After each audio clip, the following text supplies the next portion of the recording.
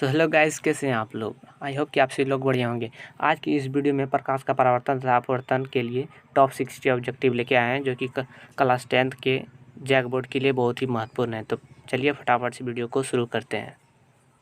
तो फटाफट से आप चैनल को सब्सक्राइब कर दें। क्वेश्चन नंबर 1, प्रकाश विद्युत का चुंबक है। क्या है? तरंग है, पदार्थ है, दोनों है, इनमें से कोई नहीं। तो प्रकाश विद्युत चुंबकीय का तरंग है।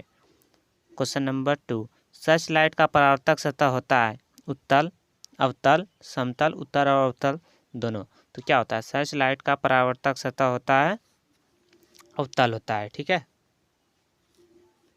क्वेश्चन नंबर 3, प्रकाश के परावर्तन का नियम सत्य है। प्रकाश के परावर्तन का नियम सत्य है तो किस पे है? केवल समतल दर्पण के लिए, केवल अवतल दर्पण के लिए, केवल उत्तल दर्पण के लिए, सभी परावर्तक सतह के लिए। तो प्रकाश के परावर्तन का नियम सभी सत्य के लिए, सभी परावर्तक सतह के लिए सत्य है।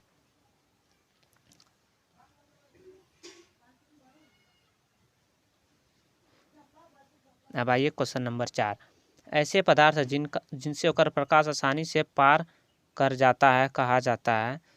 ऐसा पदार्थ जिससे होकर प्रकाश आसानी से पार हो सकता है तो वो क्या कहलाता है? पारदर्शी पदार्थ, और पारदर्शी पदार्थ, बटर पेपर, इनमें से कोई नहीं। तो ऐसे पदार्थ जिनसे होकर प्रकाश आसानी से प्राप्त हो जाता है तो उसे पारदर्शी पदार्थ कहते हैं। ठीक है। प्रकाश तरंग उदाहरण है। तो प्रकाश तरंग उदाहरण है तो क्या है? प्रकाश तरंग का उदाहरण है ध्वनि तरंग, विद्युत चुंबकीय तरंग, परावैंगनी तरंग, पराश्रव्य तरंग। तो प्रकाश तरंग का उदाहरण है तो इनमें से कौन होगा? तो बताओ जल्दी जल्दी। 5 नंबर का बी, विद्युत चुंबकीय तरंग है। तो क्या है? प्रकाश क्या है? विद्युत चुंबकीय तरंग है।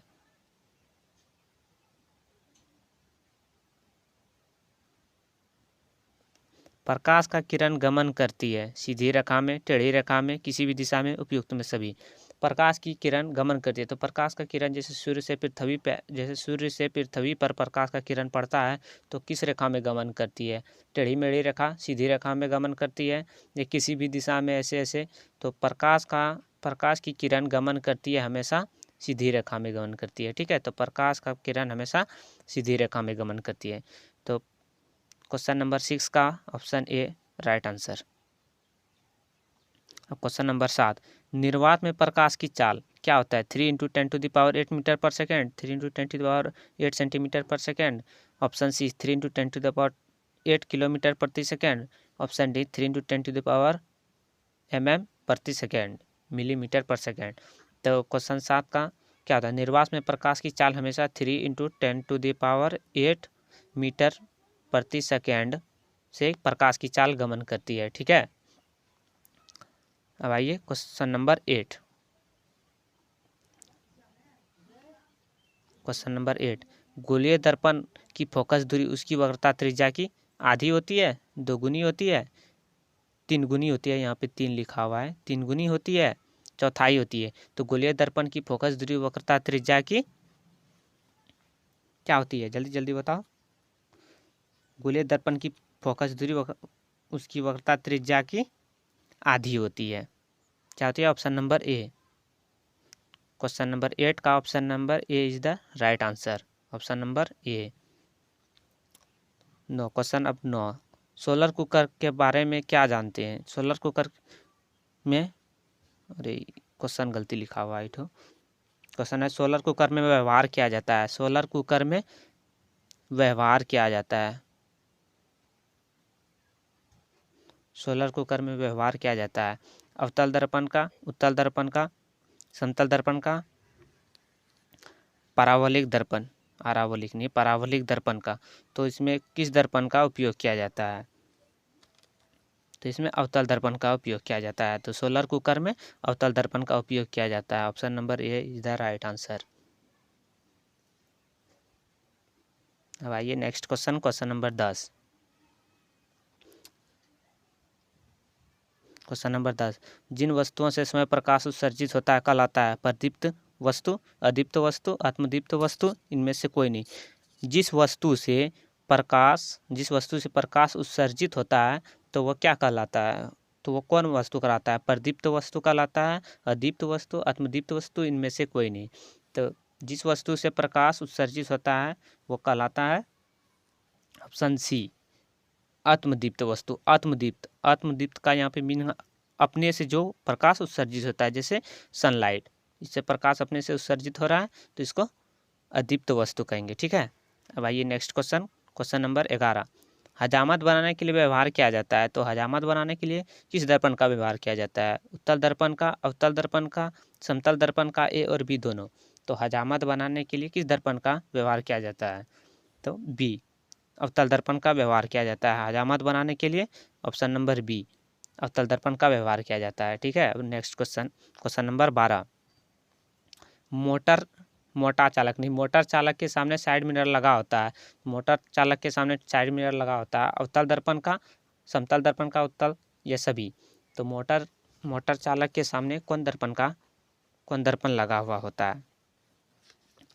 सी उत्तल दर्पण। मोटर चालक के सामने उत्तल दर्पण लगा होता है। ठीक है, अब आइए क्वेश्चन नंबर 13। आपतित किरण तथा अभिलंब के बीच के कोण को क्या कहते हैं? परावर्तन कोण कहते हैं, आपतन कोण कहते हैं, क्रांतिक कोण कहते हैं, अपवर्तन कोण कहते हैं। तो क्या कहते हैं? ऑप्शन 13, इसका जल्दी जल्दी बताओ आंसर क्या होगा, अपने से बताओ। आपतित किरण तथा अभिलंब के बीच के कोण को क्या कहते हैं?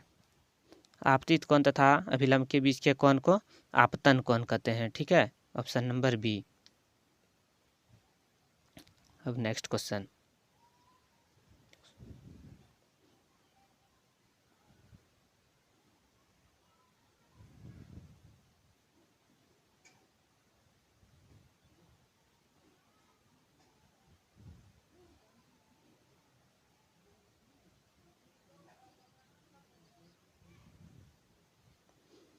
Question number 14।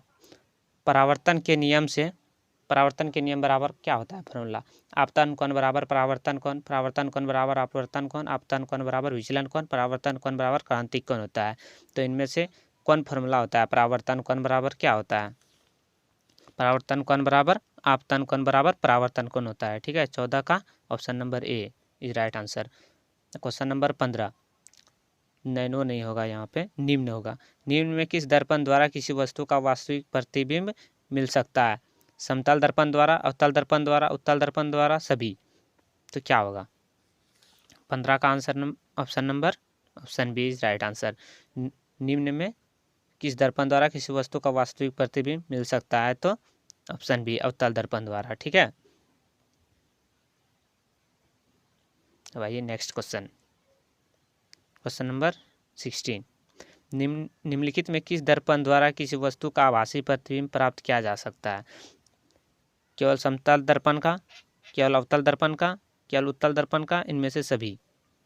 निम्नलिखित में से किस दर्पण द्वारा किसी वस्तु का आभासी प्रतिबिंब प्राप्त किया जा सकता है?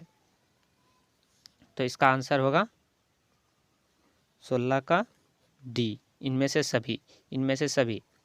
किसी दर्पण द्वारा किसी वस्तु का आभासी प्रतिबिंब केवल समतल दर्पण के लिए भी प्राप्त किया जा सकता है, अवतल दर्पण से भी, उत्तल दर्पण से भी। तो तीनों दर्पण से वस्तु का आभासी प्रतिबिंब प्राप्त किया जा सकता है। ठीक है,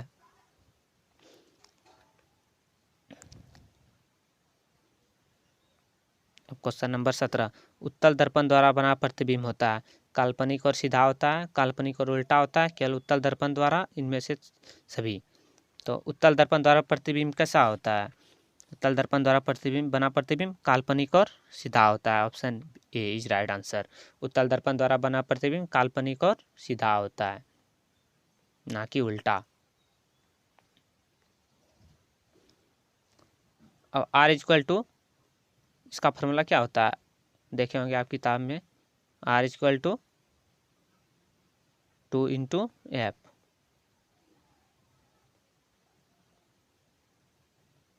एफ होता है। ठीक है, तो क्या हो जाएगा? R equal to B, answer number 18। M आवर्धन बराबर दर्पण के लिए, क्वेश्चन नंबर 19। एम आवर्धन बराबर क्या होता है? दर्पण के लिए तो क्या हो जाएगा? Minus you. ठीक है, अब उत्तल दर्पण द्वारा बना प्रतिबिंब होता है हमेशा सीधा, हमेशा उल्टा, सीधा भी उल्टा भी, इनमें से कोई नहीं। तो उत्तल दर्पण द्वारा बना प्रतिबिंब हमेशा सीधा होता है। ठीक है, ऑप्शन बी का क्वेश्चन नंबर 20 का ये इज राइट आंसर।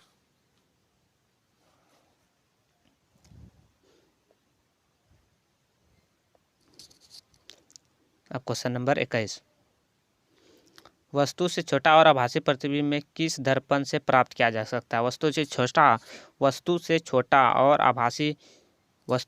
और आभासी प्रतिबिंब किस दर्पण से प्राप्त किया जा सकता है? समतल दर्पण से, अवतल दर्पण से, समतल तथा उत्तल दर्पण से, उत्तल दर्पण से। तो वस्तु से छोटा और आभासी प्रतिबिंब उत्तल दर्पण से प्राप्त किया जा सकता है, ठीक है, उत्तल दर्पण से। क्वेश्चन नंबर 21 का option number D answer, D is right answer. Question number 22, निम्नलिखित में किसके द्वारा एक बिंदु शुरू नहीं होगा? यहाँ पे टाइपिंग मिस्टेक हुआ है, यहाँ पे 21 का देख लेते हैं।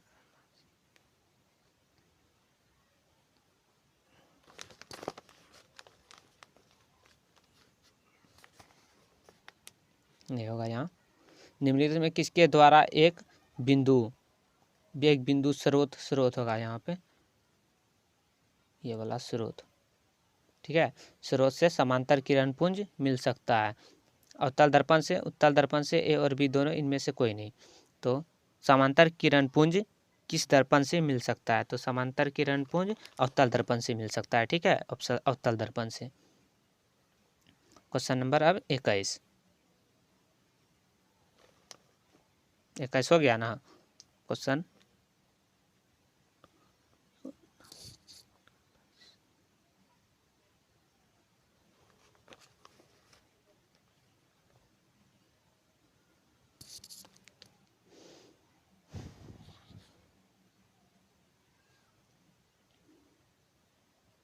अब आइए next question number 23,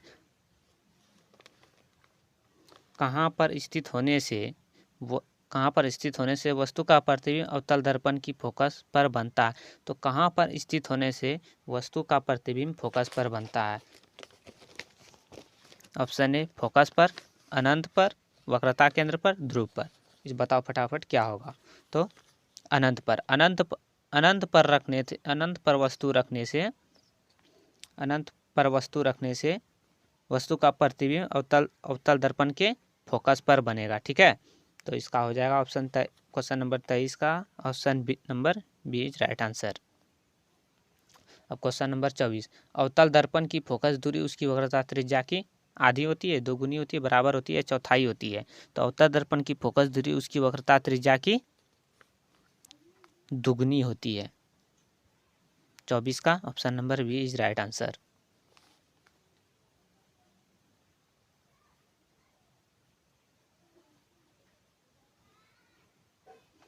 question number 25, एक अवतल दर्पण में वस्तु की स्थिति फोकस तथा दोनों के बीच हो तो प्राप्त प्रतिबिंब होगा आभासी तथा बड़ा, वास्तविक तथा बड़ा, आभासी तथा छोटा, वास्तविक तथा छोटा। तो क्या होगा? 25 का ऑप्शन नंबर ए आभासी तथा बड़ा होगा, ठीक है।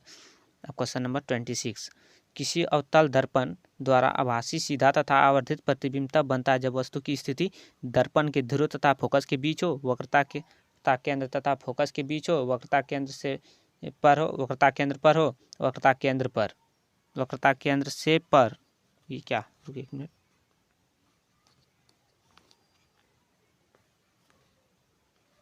वक्रता केंद्र पर। तो इसका क्या हो जाएगा? 26, ऑप्शन नंबर 26 का ऑप्शन ए।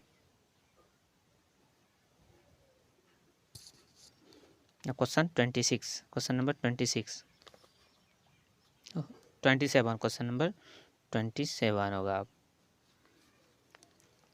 एक प्रकाश किरण एक समतल दर्पण पर लंबवत आपतित होती है, लंबवत आपतित होती है। परावर्तन कोण का मान होगा 0 डिग्री, 45 डिग्री, 90 डिग्री, 135 डिग्री। तो इसका क्या होगा? तो ये क्या होगा? 0 डिग्री, ऑप्शन ए आंसर। कांच या पानी में प्रकाश का वेग होता है, कांच या पानी में प्रकाश का वेग घट जाता है, घट जाता है, बढ़ जाता है, कोई परिवर्तन नहीं होता है, सभी कथन ठीक है। तो कांच या पानी में प्रकाश का वेग क्या होता है? तो घट जाता है। कांच या पानी में प्रकाश का वेग घट जाता है, ठीक है।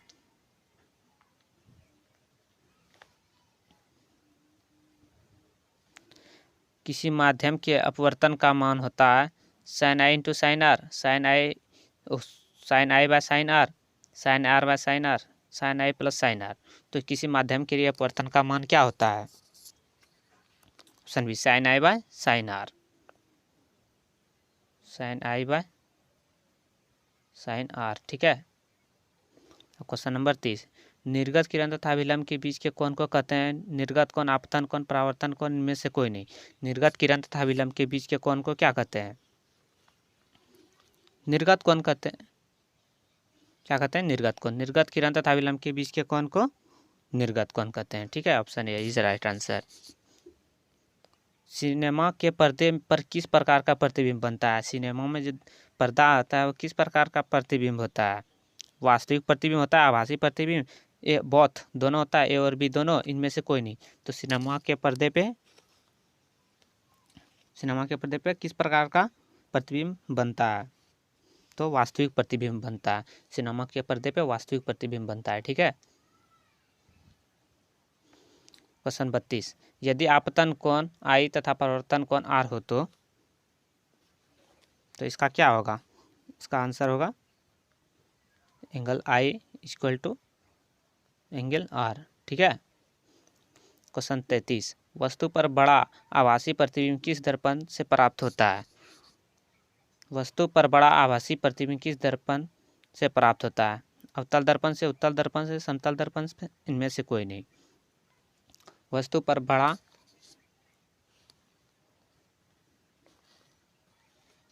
अवतल दर्पण से, ठीक है। 34, क्वेश्चन नंबर 34, एक दर्पण से किसी भी दूरी पर रखी एक वस्तु का सीधा प्रतिबिंब ही प्राप्त होता है तो दर्पण हो सकता है कैसा? जैसे मान के चलिए एक दर्पण है, एक दर्पण किसी भी दूरी पर रखी है तो वस्तु का सीधा प्रतिबिंब ही प्राप्त हो तो दर्पण कैसा होना चाहिए?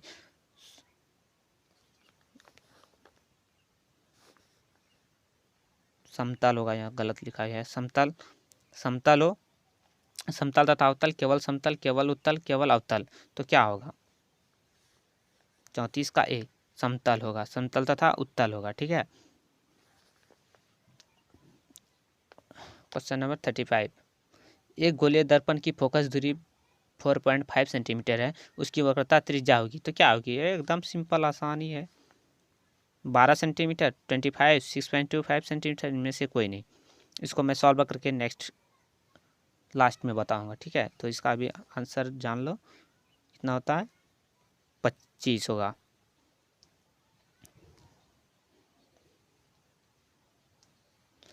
कहाँ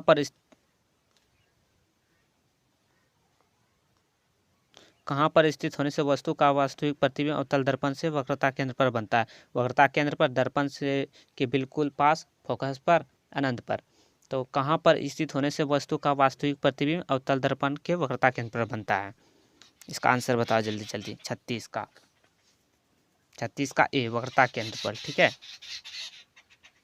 वक्रता केंद्र पर गोलीय क्वेश्चन नंबर 37, गोलीय दर्पण के ध्रुव से वक्रता केंद्र की दूरी को कहते हैं वक्रता त्रिज्या, फोकस दूरी, वक्रता व्यास, इनमें से कोई नहीं। गोलीय दर्पण से वक्रता केंद्र की दूरी को कहते हैं वक्रता त्रिज्या, फोकस दूरी, वक्रता व्यास, इनमें से कोई नहीं। तो 37 का इज राइट। 37 का क्या होगा आंसर? तो 37 का वक्रता त्रिज्या हो जाएगा, ठीक है। Option A is right answer.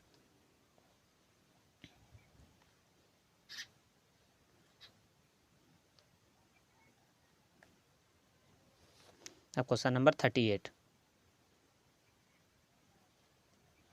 किसी समतल दर्पण की फोकस दूरी का मान होता है 0 होता है, अनंत होता है, 0 तथा अनंत के बीच होता है, इनमें से कोई नहीं। तो किसी समतल दर्पण की फोकस दूरी का मान हमेशा क्या होता है? किसी समतल दर्पण की फोकस दूरी का मान हमेशा अनंत होता है। क्या होता है? अनंत होता है। किसी समतल दर्पण की फोकस दूरी का मान अनंत होता है, ठीक है। ध्यान में रखना है, किसी समतल दर्पण की फोकस दूरी का मान अनंत होता है, ठीक है।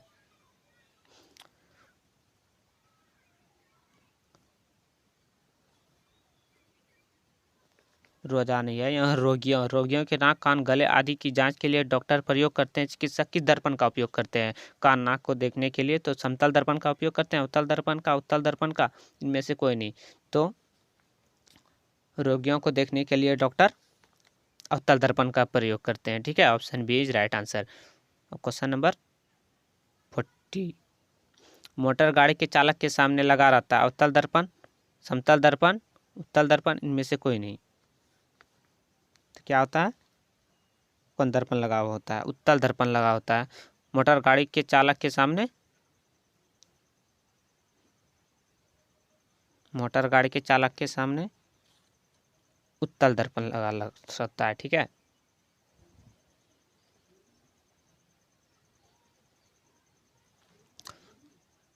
वन, टॉर्च से किस प्रकार के प्रकाश पुंज प्राप्त होता है? समांतर प्रकाश पुंज, अपसरित प्रकाश पुंज, संतृप्त प्रकाश पुंज, इनमें से कोई नहीं। तो क्या होता है? संतृप्त प्रकाश पुंज प्राप्त होता है। ठीक है, संतृप्त नहीं होगा, यहाँ पे संतृप्त होगा, संतृप्त, ये नहीं, ऑप्शन सी संतृप्त।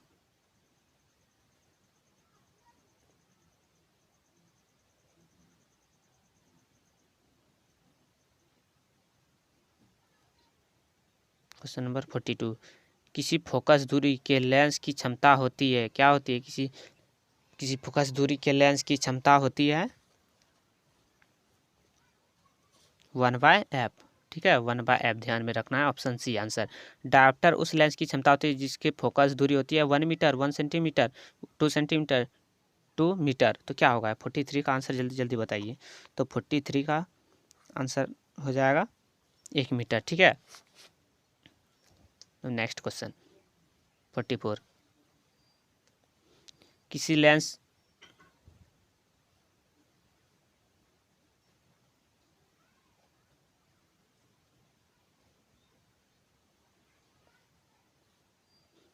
क्वेश्चन नंबर 44, किसी लेंस में बाहर के ओर उभरे दो गोलीय पृष्ठ हो तो इसे कहते हैं, उभरे हुए दो गोलीय पृष्ठ हो तो इसे क्या कहते हैं? किसी लेंस के बाहर की ओर उभरे हुए दो गोलीय पृष्ठ हो तो अवतल लेंस कहते हैं, समतल लेंस कहते हैं, उत्तल लेंस, इनमें से कोई नहीं। तो उभरे हुए, बाहर की ओर जो उभरे हुए उसे कहते हैं उत्तल लेंस। ठीक है, option C is right answer. Lens की क्षमता का ऐसा मात्रक क्या होता है? मीटर होता है, मीटर स्क्वायर होता है, डायोप्टर होता है, इनमें से कोई नहीं। तो लेंस की क्षमता का ऐसा मात्रक होता है, ऑप्शन सी ये राइट आंसर, डायोप्टर होता है। ये तो सबको पता होना चाहिए, लेंस की क्षमता का ऐसा मात्रक डायोप्टर होता है। क्वेश्चन नंबर 46, उत्तल लेंस की क्षमता होती है धनात्मक होती है ऋणात्मक, दोनों इनमें से कोई नहीं। तो उत्तल लेंस की क्षमता हमेशा क्या होती है? धनात्मक, ऋणात्मक, दोनों इनमें से कोई नहीं। तो उत्तल लेंस की क्षमता हमेशा धनात्मक होती है। ठीक है, 47, आप क्वेश्चन नंबर 47, इनमें से कौन सा पदार्थ लेंस के लिए प्रयुक्त नहीं है? जल, मिट्टी, कांच, प्लास्टिक। लेंस के लिए प्रयुक्त नहीं है, जो मतलब लेंस की एज लाइक लेंस के जैसा नहीं दिखता है। भी मिट्टी में आर पार नहीं देख सकते हैं, प्लास्टिक में हल्का हल्का देख सकते हैं, कांच में भी मतलब अपना फेस देख सकते हैं, जैसे होता है ना, आर पार नहीं, अपना फेस जैसे देख सकते हैं। एक लेंस की क्षमता -5 डायोप्टर है तो इसकी फोकस दूरी होगी -10, -20, 3 सेंटीमीटर, 0.2। तो क्या होगा 48 का रहेगा, option number B is right answer. ठीक है, -20। यदि किसी दर्पण द्वारा बना प्रतिबिंब का आकार हमेशा वस्तु के आकार के बराबर हो तो दर्पण होगा समतल, उत्तल, अवतल, समतल या उत्तल। तो क्या होगा? तो होगा समतल। ठीक है, इसको ये 48 वाला क्वेश्चन को सॉल्व करके दिखाएंगे हम थोड़ा देर में, लास्ट वीडियो के लास्ट में, जगह नहीं है यहाँ। 50, अवतल दर्पण से बनने वाला वास्तविक प्रयोगिकता बड़े आकार का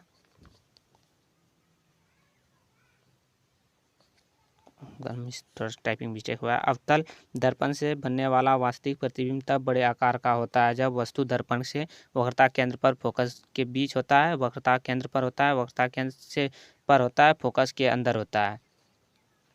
option A is right answer, वक्रता केंद्र के का फोकस के बीच होता है। ठीक है, 51, क्वेश्चन नंबर 51, वास्तविक वस्तु का आभासी प्रतिबिंब बन सकता है, आभासी नहीं, आभासी प्रतिबिंब बन सकता है समतल दर्पण, उत्तल दर्पण, अवतल दर्पण, इनमें से कोई नहीं। तो वास्तविक वस्तु का आभासी प्रतिबिंब बन सकता है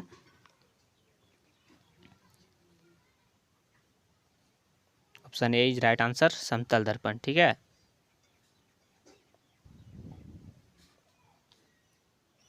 एक गोलीय दर्पण की वक्रता त्रिज्या 24 सेंटीमीटर है, इसकी दर्पण की फोकस दूरी क्या होगी? -12 सेंटीमीटर होगा, 40 सेंटीमीटर होगा, 48 सेंटीमीटर होगा, इनमें से कोई नहीं।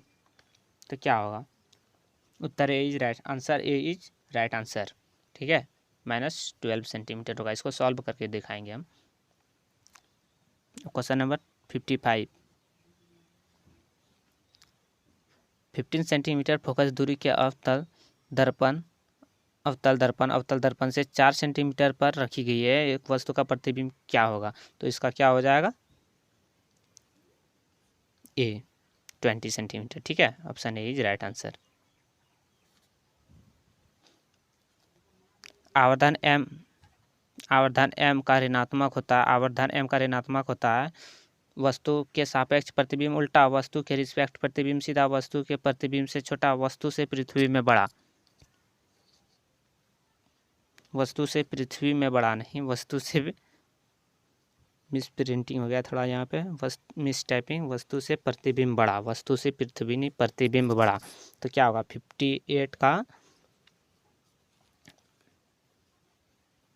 58 का option number A is right answer. ठीक है, 57, F बराबर 2R होता है, इनमें से कौन सा असत्य है? इनमें से कौन सा असत्य है? इनमें से मतलब बोल रहा है इनमें से कौन सही नहीं है। तो F बराबर 2R, लेंस द्वारा आवर्धन इक्वल टू प्रतिबिंब की ऊंचाई का आकार यहाँ बाय बटे वस्तु की ऊंचाई का आकार, और नीचे है 1/v - 1/u बराबर 1/f लेंस सूत्र से 1/v + 1/u equal to 1/f दर्पण सूत्र थे। तो इनमें से कौन असत्य है? कौन बोल रहा है इसमें से सही नहीं है?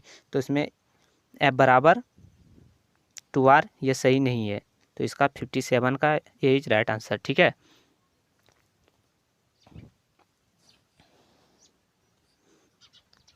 पटरी नहीं, सॉरी, थोड़ा टाइपिंग में मिस्टेक हो गया है।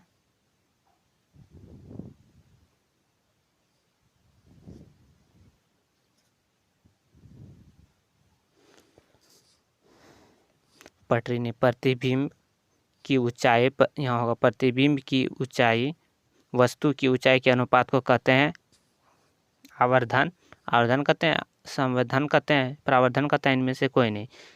तो 58 का हो जाएगा राइट आंसर, ए आवर्धन कहते हैं। ठीक है, 59,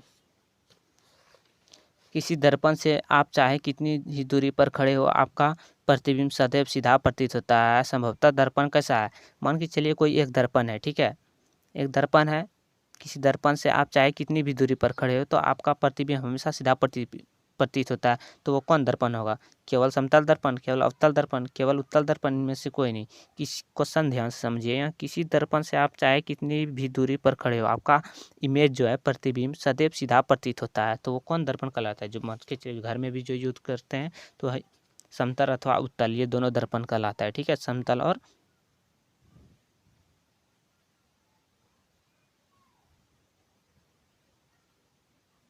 59 का डी समतल, और यहाँ पे हो गया थोड़ा मिस्टेक, क्या हो जाएगा? समतल भी हो जाएगा और इसका और उत्तल भी हो जाएगा। ठीक है, दोनों हो जाएगा, बोथ हो जाएगा, ए और बी दोनों, ए एंड बी दोनों। अब लास्ट क्वेश्चन है, सोलर कुकर में प्रयोग किए जाते हैं अवतल दर्पण, समतल दर्पण, उत्तल दर्पण, इनमें से कोई नहीं। तो सोलर कुकर में कौन दर्पण का उपयोग किया जाता है? तो सोलर कुकर में अवतल दर्पण का उपयोग किया जा सकता है। ठीक है, अब नेक्स्ट वीडियो जो कल बताएंगे, तो इसकी नेक्स्ट वीडियो मानव नेत्र तथा रंग बिरंगा संसार, तो इसमें भी 60 ऑब्जेक्टिव है, इसको भी पूरा कराएंगे। मानव नेत्र ऑल अलग अलग चैप्टर का अलग अलग ऑब्जेक्टिव करवाएंगे, सब्जेक्टिव भी करवाएंगे, जिससे क्वेश्चन बाहर नहीं पूछेगा, 100% की गारंटी है। पूरा वीडियो देखें, ऑल सब्जेक्ट का क्वेश्चन आंसर करवाएंगे, ऑब्जेक्टिव सहित और सब्जेक्टिव भी। ठीक है, इसी तरह चैनल को सब्सक्राइब करें, लाइक कमेंट शेयर सब करें, अपने दोस्तों के साथ ज़रूर शेयर करें। ठीक है।